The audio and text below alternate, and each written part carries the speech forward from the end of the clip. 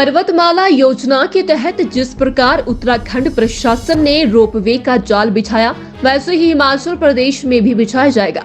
पूर्व भाजपा सरकार पर तंज कसते हुए सुंदर सिंह ठाकुर ने कहा कि उत्तराखंड में रोपवे का जाल वहां की सरकार ने बिछा दिया और हिमाचल की सरकार आराम फरमा रही थी।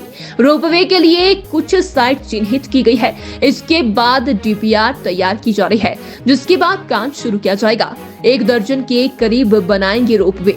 ओपन पॉलिसी के तहत इन्वेस्टर्स को हिमाचल लाया जाएगा। पूर्व सरकार पर साधा निशाना, कहा जो इन्वेस्टर है वह भी सरकार ने भगाए हैं। अब प्रदेश सरकार ओपन पॉलिसी के तहत इन्वेस्टर्स की सारी औपचारिकताएं पूरी करेंगे, जिससे इन्वेस्टर्स को पटवारी और सरकारी दफ्तरों में भाग दौड़ न करनी पड़े। पूर्व की सरकार ने हिमाचल में आ रहे इन्वेस्टर्स को भाग दौड़ कर हिमाचल से भगाया है। केंद्रीय बजट को लेकर सुंदर सिंह ठाकुर ने कहा कि प्रधानमंत्री जब भी हिमाचल आए हैं, हिमाचल प्रदेश की पोशाक, खान पान और लोकल भाषा में 2-3 शब्द कहकर हिमाचल वासियों को बहलाया है। नहीं, पूरे हिमाचल में बहुत अच्छा एक रोपवे, देखिए मुझे स्विट्जरलैंड जाने का मौका मिला। वहाँ पे आप जुंगफ्राउ जाओ तो हाईएस्ट पीक जुंगफ्राउ है। जुंगफ्राउ के साथ जो कुछ वहाँ पे गांव हैं वो जो साथ में नीचे लगते हैं, तो वहाँ पे मैंने देखा कि वहाँ के लिए रोड नहीं है, मात्र साधन रोपवे है। जो गाड़ियाँ भी जाती है वो रोपवे में जाती है। तो रोपवे में मैं समझता हूँ कि पहाड़ों के लिए एक बहुत बड़ा विकल्प है। और खासतौर पे इसमें जो है देखिए एक्सकवेशन कोई नहीं होती, पिलर्स बनेंगे, पिलर्स पे सारी रोप्स के ऊपर सारा, अब तो ऐसी ट्रॉलीज आती है जिसमें पूरी की पूरी गाड़ी चली जाती है। गांव के अंदर रोड है, लेकिन गांव को कनेक्टिंग कोई रोड नहीं है, वो जो है रोपवे में ही गाड़ियां जाती हैं। तो मैं समझता हूँ अब वक्त आ गया कि हमें भविष्य में रोपवे के ऊपर ध्यान देना होगा। ये जो हम पहाड़ों को खोदते जा रहे हैं, सड़कें बनाते जा रहे हैं, और हिमालयस है, हिमालयस तो न्यूली फॉर्म्ड माउंटेन्स है। इसमें अगर हम इतना हम इसमें खुदाई करेंगे या एक्सकवेशन करेंगे, बड़ी हैवी मशीनरी डालेंगे, तो ये भविष्य के लिए अच्छा नहीं है। रोपवे बहुत अच्छा साधन है। इस कड़ी में पिछले वक्त में मुझे फिर से वही बात कहते हुए थोड़ा सा ये हो रहा है कि एक भारतमाला योजना पिछले 1 साल से 8 महीने से लगभग हिमाचल पर्वतमाला योजना है, जिसके तहत रोपवेज लगे हैं। तो उसमें आप देखिए कि उत्तराखंड तो 2 दर्जन के लगभग डीपीआर बना रहा है। हिमाचल ने अभी एक भी डीपीआर नहीं बनाई। तो इस संदर्भ में हमने बड़ी तेजी से अभी कुल्लू में जो बिजली महादेव, उसमें हमने 2 दिन रात लगाकर खराब मौसम में भी पूरे प्रशासन ने, हम खुद वहाँ पे मौजूद रहे और हमने सारे का सारा जो है वो एक जो कोऑर्डिनेट्स है या डीजीसीए से जो फ्लाइट वहाँ पे चलती है उनसे क्लियरेंस चाहिए थी, तो हम काफ़ी तेज़ी से आगे बढ़े और वो टेंडर भी मेरे ख्याल अब तो लग गए हैं। और 31 मार्च तक हमें उम्मीद है कि टेंडर खुलेंगे भी और कुछ धरातल पे अगले 2-4 महीनों में नजर आएगा। एक बहुत बड़ी पहल है। वर्तमान में हमारे मुख्यमंत्री सुखविंदर सिंह सुक्खू जी ने हमें एक्शन मोड पे कर दिया है सभी लोगों को। खासतौर पे मुझे उन्होंने अपने साथ पर्यटन में जो अटैच किया है, तो कुछ हमारे जो रोपवे कॉरपोरेशन है उसके माध्यम से भी कुछ एक साइट्स आइडेंटिफाई हो रही हैं। लेकिन उसके साथ में नेशनल लिमिटेड एक कंपनी है जिसका दफ्तर अभी इसी महीने जो है चंडीगढ़ में खुला है, नॉर्दर्न रीजन के लिए है। उनके साथ हम मिलकर बहुत सारे नए स्थानों को चिन्हित कर रहे हैं और बहुत तेजी से आगे बढ़ रहे हैं। मैं समझता हूँ ये एक बहुत बड़ी उपलब्धि है वर्तमान में माननीय मुख्यमंत्री जी सुखविंदर सुक्खू जी द्वारा जो हमें आदेश दिए हैं, जो एक्शन मोड में उन्होंने पूरे सिस्टम को लाया है।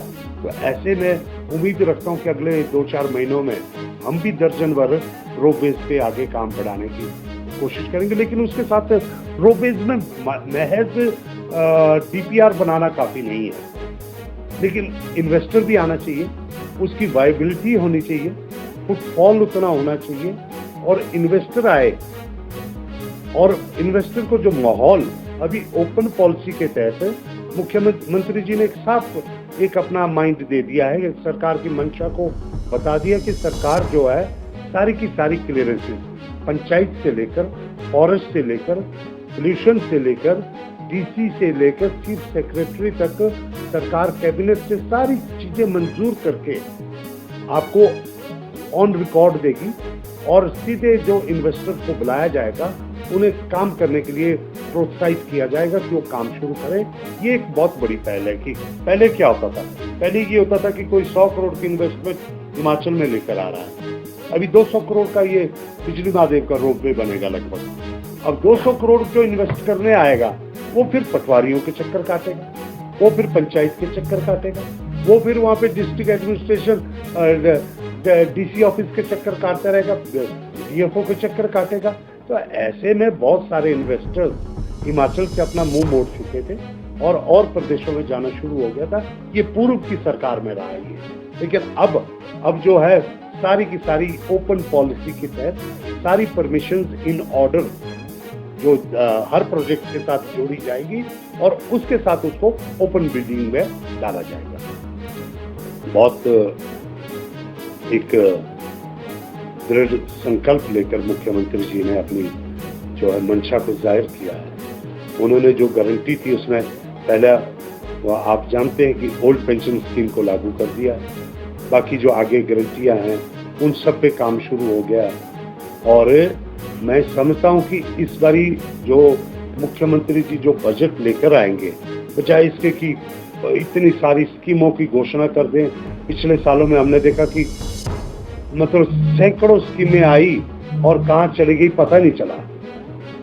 कोई नई मंजिल नहीं रहे, कोई पता नहीं क्या क्या, मुझे ये भी नहीं मालूम इतनी स्कीमें थी कि वो एक सिर्फ वो स्लोगन, एक साल का स्लोगन था वो, और आगे उसमें कोई बजट प्रोविजन नहीं थी। इस साल मैं उम्मीद रख रहा हूँ कि मुख्यमंत्री जी के जो एक उनकी धारणा है कि वो एक जो है हर स्कीम के लिए बजट प्रोविजन रखेंगे, मतलब मात्र स्कीम नहीं होगी, उसके लिए पर्टिकुलर बजट प्रोविजन होगा। जैसे अभी उन्होंने स्कूलों को खोलने की बात कही है और हर विधानसभा क्षेत्र में एक डे बोर्डिंग स्कूल जिसके ऊपर खुद ही ज्यादा प्रकाश डालेंगे, और हेलीपोर्ट है, इलेक्ट्रिक व्हीकल्स को लेकर चार्जिंग स्टेशन है।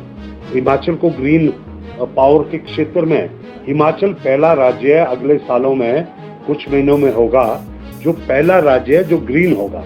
यानी कि हिमाचल में जितनी भी बिजली जो हम इस्तेमाल करेंगे वो सारी जो है रिन्यूएबल रिसोर्सेज से होगी, और ये एक पर्यावरण के लिए बहुत अच्छी बात है।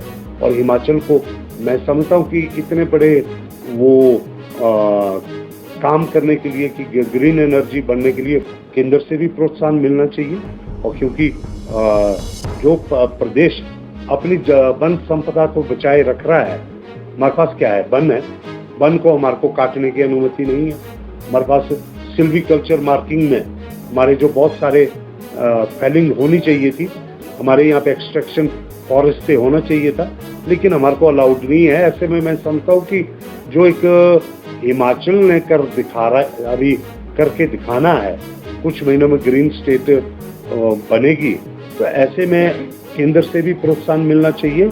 और खास तौर पे मुख्यमंत्री जी की एक दृढ़ निश्चय है कि वो जो है स्कीमों को एक आधार उनके लिए बनाते हुए बजट प्रोविजन के साथ जो है इस बजट में हमारे को ये बात व्यवस्था परिवर्तन के तहत ओपन पॉलिसी फॉर टूरिज्म, ये अपना पावर, और उसके साथ में एग्रीकल्चर, मेडिकल टूरिज्म, बहुत सारे क्षेत्र है जिसमें सारी ओपन पॉलिसीज लाई जाएगी। तो मैं समझता हूँ ये एक बहुत बड़ा व्यवस्था परिवर्तन ये सरकार में नजर आएगा।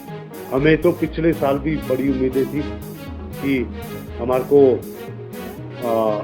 जैसे जब जब मोदी जी हिमाचल में अगर आते हैं तो हमेशा इस बात का व्याख्यान करते हैं कि हिमाचल मेरा अपना है, घर है।